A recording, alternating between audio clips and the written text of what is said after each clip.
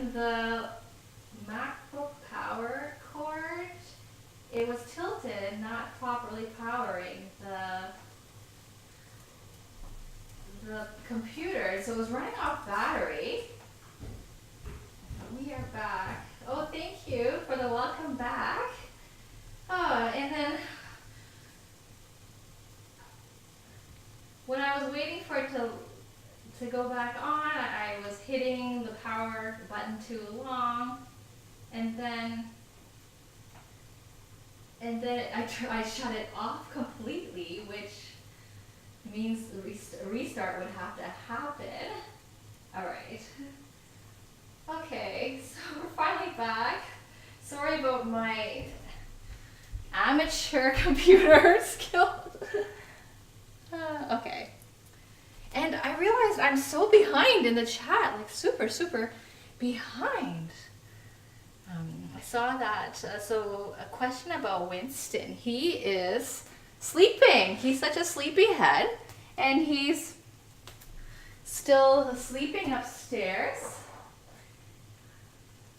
I want to show you these wood ear mushrooms that have expanded. Yeah, but more on that when we get to the spring rolls. Yep. He sleeps a lot. Okay. So we've got lots of umami flavor going on with the roasted vegetables, and that's going straight in there. And we're going to make our red wine. Our red wine concoction. Okay. We're not going to waste these bits. They're going to go, they've got a nice earthy flavor from all the roasting. So we're going to capture that by diluting that in our red wine substitute. So put the slow cooker pot back in. Okay. Now, okay, I'm going to grab some beef broth as well.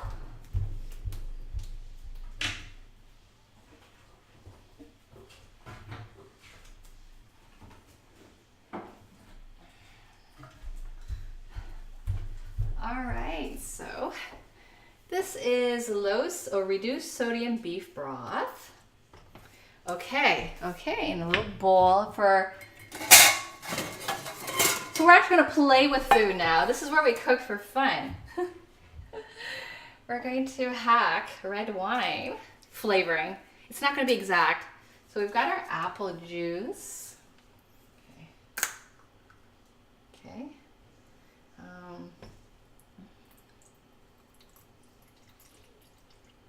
Okay, let's start with that and do a little taste test. I'm gonna use the same spoon because or maybe I shouldn't. So I'm gonna serve other people with it. So I have to keep using different spoons every time I test it. Okay. So just apple juice. Apple juice, it's not super different from red wine, minus the alcohol. It's another type of fruit juice, and red wine is made from grapes, so it's pretty reasonable. Let's add a bit of this rose cooking wine.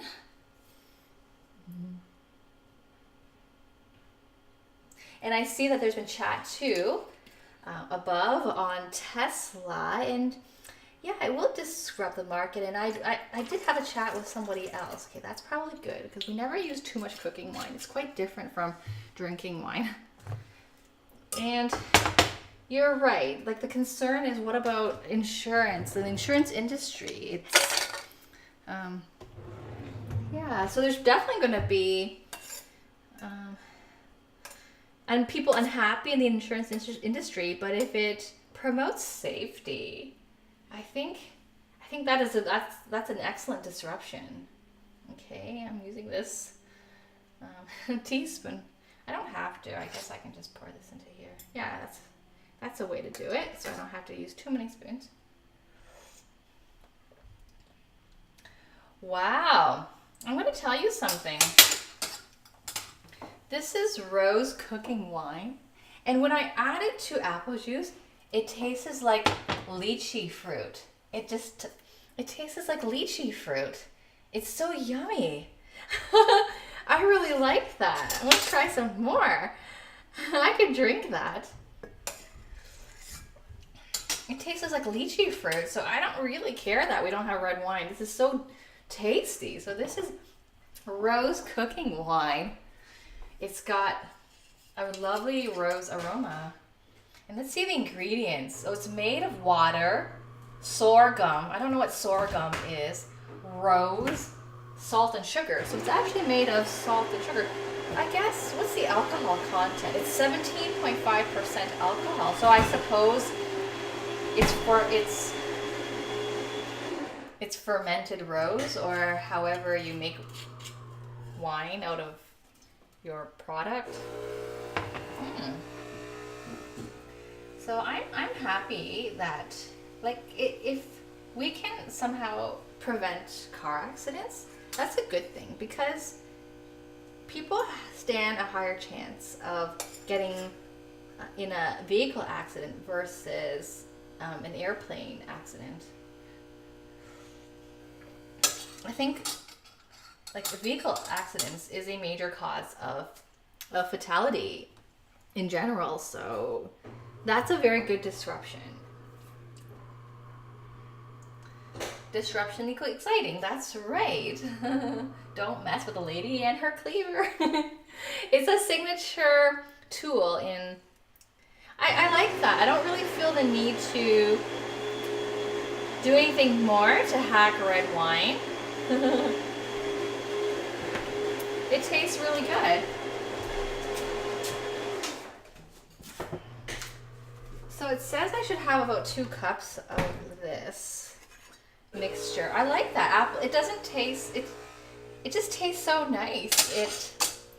It tastes like a lychee juice. The rose taste combined with the apple is so nice. Would that make it a rosé wine? That's colored like apple juice? Let me taste that again too. Let you know if it tastes like rosé.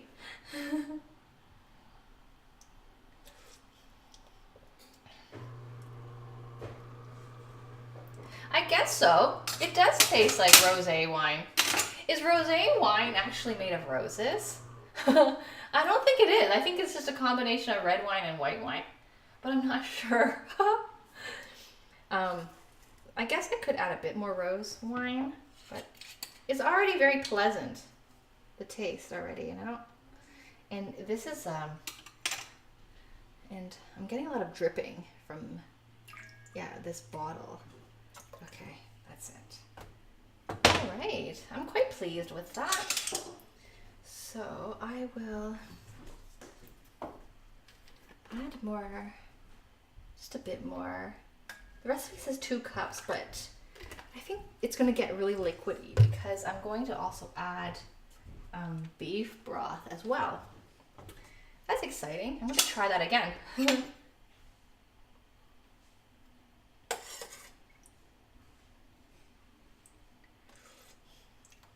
Yummy. Apple juice with rose cooking wine. There you go. Economical rosé wine.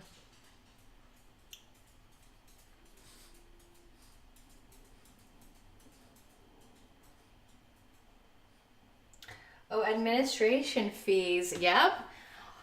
We are, in our home, we're looking to replace our furnace and air conditioner because it's quite old, and we found that when we turned on the air conditioner this summer, it took very, very long to actually work, and some of the cool air didn't reach upstairs.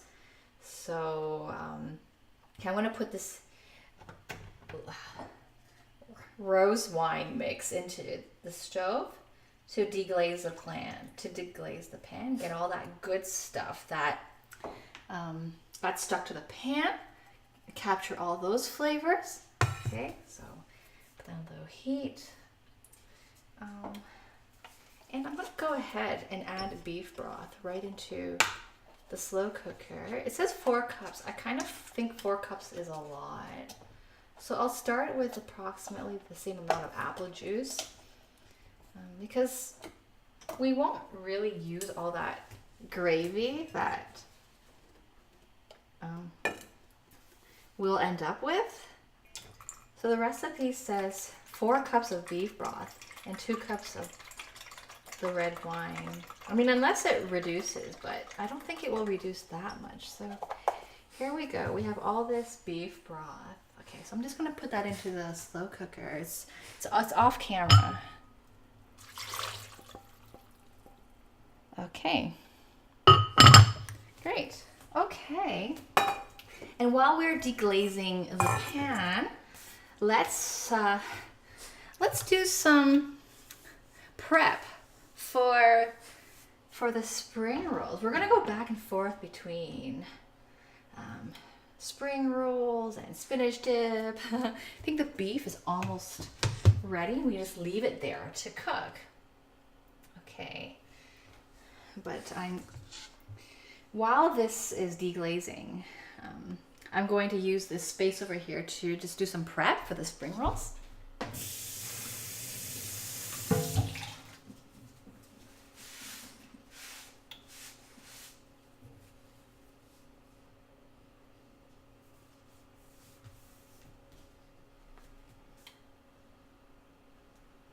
Oh, the sunlight's really bothering, huh? Okay, let me try.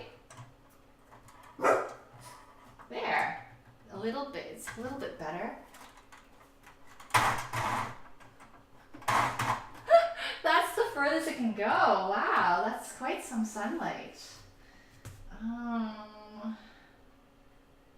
Can we hang something up here? Maybe if I stood like this and I blocked it. Yeah, okay, I can do that. Okay, so I'm naturally blocking light. Okay, great. Yeah, so we're buying, we're getting our furnace. Oh, Mr. Cooper's Fun says, turn the blinds the other way. Okay. Ah. What are you barking at, Winston?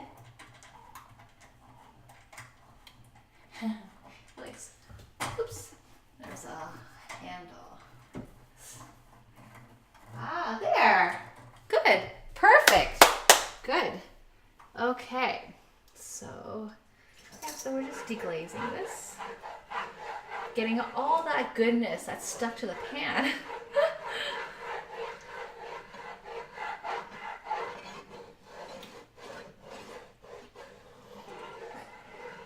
So yes, we're changing our furnace and air conditioner, and there's also a government rebate offered until the end of this year if we change these items to a more energy efficient one, and there are certain government standards that have to be followed. And we were looking at our past bills to understand our savings, and we noticed for our water tank, which we're not replacing because it's kind of new. It's only 7 years old, and we think it could last for 20 years. We'll see.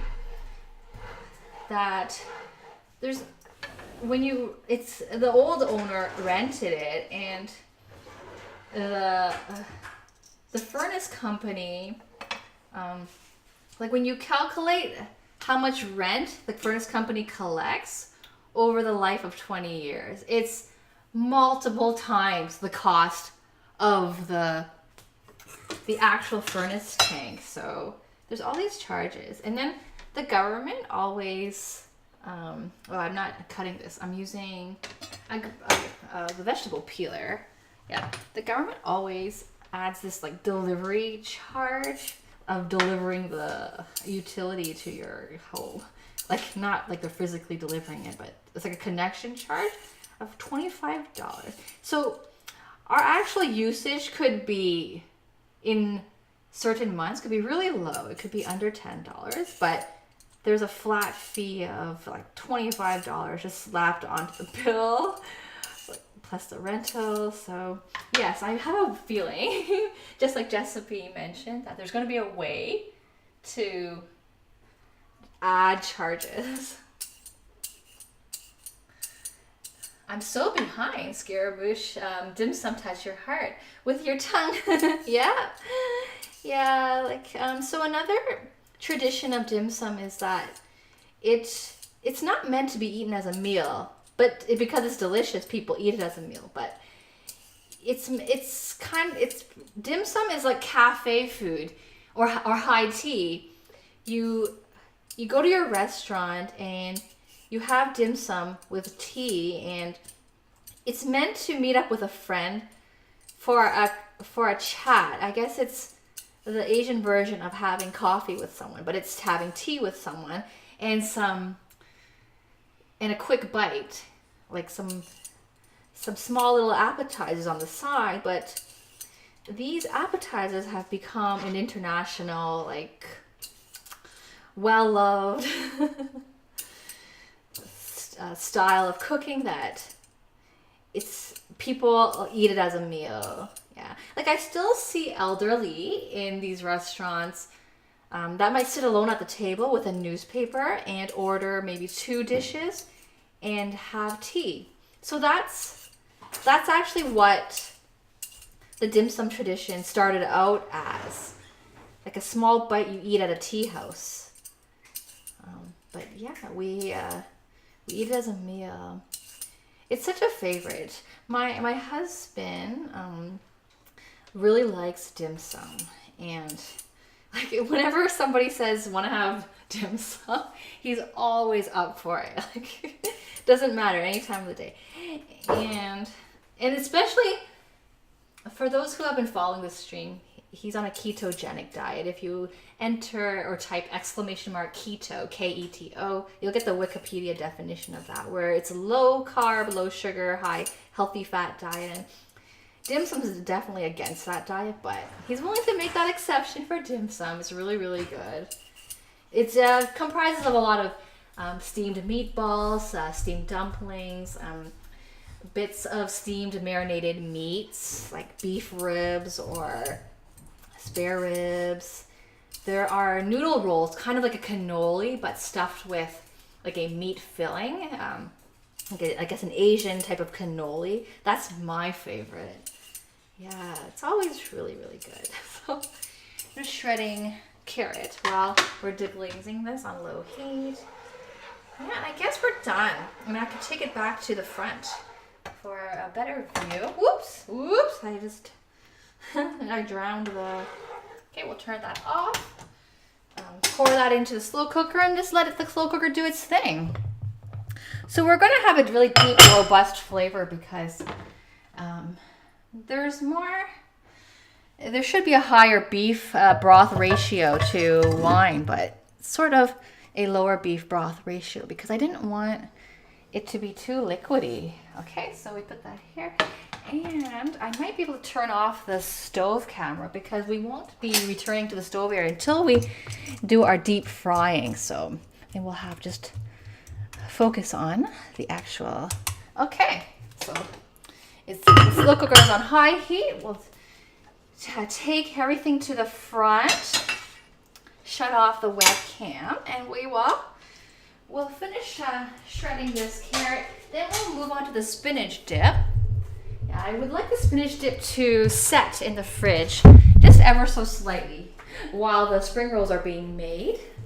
Okay, this is better, and I can see you better too from the front. Okay, and just catch up on the chat.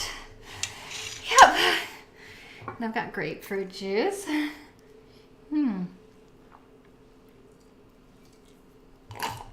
What kind of mint? I think it is peppermint. My mom has spearmint and peppermint, and we planted the peppermint. You're hungry, Mare Bear. So am I. I don't blame you. We're both in the same time, so it's 10:51. If you haven't had breakfast, it's pretty late, and I haven't had it myself. Ooh, Scaramouche, boy, you're gonna make some dumplings. Dumplings are quite a nice food item, and I think a lot of cultures have a different version of dumplings. So in the Polish culture, there's pierogies that are flour-based dumpling skin filled with mashed potato and sometimes onion bits and bacon bits with a sour cream dipping sauce. In the Indian culture, there's samosas, which are deep-fried dumpling triangles, also with a flour-based shell. It's more of a shell. It's a bit thicker than a dumpling. And filled with chickpeas, peas, carrots, and potatoes. Thanks so much for the follow, Zay. And let us know what country you're tuning in from. Yeah, and I haven't mentioned this on today's stream, but the flags to the right and left, and I'm so self-conscious about my bed head. There. Maybe like, oh, okay. I've sort of evened it out. The flags to the sides of the screen represent countries that viewers have tuned in from since our show started in December. And let me shut off that webcam. There's nothing going on back there. Where is it? There. Okay. Yeah, we will turn it back on once we get our deep fryer going for the spring rolls. Yeah. So we've originally had flags across the top of the screen, but we got lots and lots of representation from different countries that we had to make room for more flags. So they're to the sides of the screen now. And I think to your right, some of the flags are even cut off. So we have to fix that as well. So yeah. And what else? In Nepal, there are dumplings called momos. Yeah. And I think just anything that's wrapped with a layer, like with some sort of a skin. I guess burritos and tacos. And anything that has a filling but has a layer, that's not really dumpling because it's not sealed, but similar idea. Any sort of a turnover with a meat filling. I think as humans, we like foods that have filling in them, that are kind of wrapped in some outer blanket. Yeah, and dipping it in a nice dipping sauce. So yeah, dumplings have that special place in the cooking culture. It's sort of, and you can definitely cross borders with dumpling. Like I've heard of people having dumpling parties where on the table there could be bowls of different filling items, almost like having a pizza party, a pizza making party, or a burrito party, and everyone grabs some dumpling skin and adds the filling they want, and seal the dumpling shells up and cook them, and the different people can try the different varieties that were made. Yeah, so you can have fun with dumplings and put what you want in them. They can be vegetarian. Yeah. Okay. So behind, dried pear slices. That was a long time ago. I'm so behind. It's really, really good. Yeah. The dried pear slices have a deep sugar taste. It's got this brown sugar taste to it. So it's very, very nice. Yeah. I caught you in bed watching. Home is where Wi-Fi is. That's true. Why? Imagine not having internet. But those were good days too. When we read novels and went to the public library and borrowed books and forgot to return them. Yep. And went to bookstores. Okay.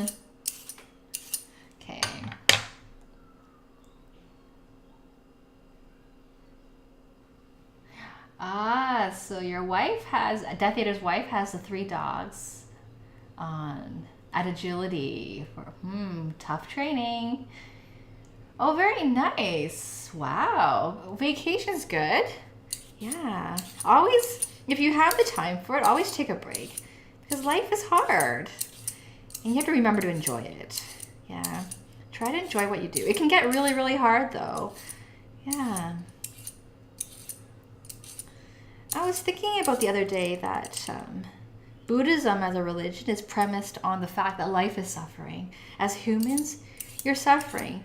Not because you're physically suffering, but because you could be emotionally troubled, or you might want more than you have. And these are all mental obstacles that we create for ourselves. Yeah. So that's how the Buddhism is premised on that. I like my mom sort of observes Buddhist beliefs, but yeah, we're not really into it. But like coming from Asia, she grew up with those concepts. So I was just thinking about how we can. I was telling my husband that you don't always have to have what you want, but you can be happy. And then that's how I came to think of Buddhism. Yeah, that's a side topic. Yeah, so yeah, take a break. Savannah, Georgia. So it's warm there. Is it hot there? Yeah. Okay, and I'm not looking at you because I'm looking at chat on my. I think I'm sort of falling behind on my Streamlab, and with my phone I could see get more caught up. Thanks for all the Winston emotes. Yeah. So Winston is our mascot. If you're new to the stream, he's our Boston Terrier dog, and he often makes a cameo appearance. And this bed head looks really, really funny. Okay, maybe I go like that. It will disappear. No, it still kind of sticks. Okay. Sorghum is a type of wheat. Okay, so that might add to the creation of the alcohol. Roosweiss is a syrup-based drink. Okay, that's Roosweiss. Oh, okay, I'm going to look that up. So I've got a few things to look up in today's chat. Roosweiss, and there was the Cinco-Lac that was mentioned earlier, and the bacon candle. Pierogies are drool-worthy. So I made pierogies in an earlier stream. It's way back. I believe it's in December. One of my early streams, and the kitchen looked different. And it was cross-cultural cooking. The pierogies were made using Asian dumpling wrappers because I can just buy those for $1.50 in the grocery store. So in US dollars, that's probably $1.25 versus having to hand roll all those skins. It's too tempting not to just buy those already ready to use dumpling skins. And we had a lot of leftover roasted potato from the holidays in 2016. Heated them on the stove and I mashed them. So I used leftover potato for the pierogies, added some bacon to it, and we made the pierogies. And as for dipping sauces, we had a few different types. We had yogurt because Mr. Cook for Fun doesn't eat okay, so that's enough. I'm gonna save this for our spinach dip. I should have made it a bit longer, but that's okay. I cut up the celery too. That's fine. I can get more things to dip our spinach dip with. We've got raw broccoli, which I love to use. So cut this up. Okay, so I'm gonna put this aside Okay, I can just put that aside, and yeah, like that. Just put it aside. I'm gonna cut up some onion. Okay. Okay, I'm gonna keep talking to you while I get our ingredients. So we have. Okay, we have a. Yeah. Okay, we have this onion. That's perfect. That's perfect for the spring roll.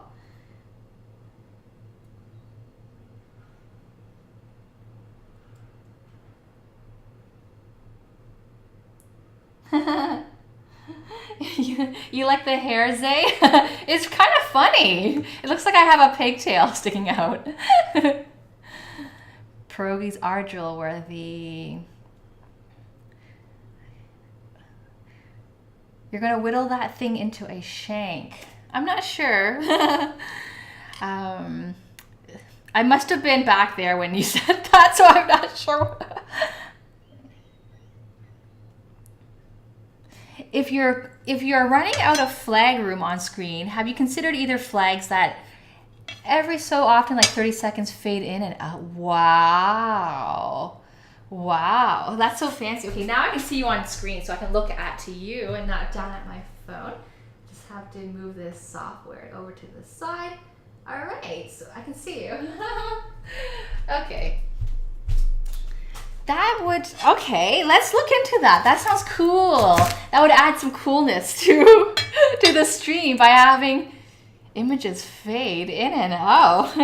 And it's a conversation starter and a very welcoming one because it's one on different countries.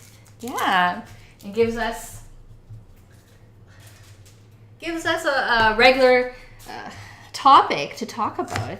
And I like that. I really like the learning that we get from sharing with each other. Yeah, when I started the stream, I didn't bake a lot. And for my 100th follower celebration, we made a Swiss walnut tart in a caramel with a caramel filling, and that was really good. Oh no! Oh, it keeps happening.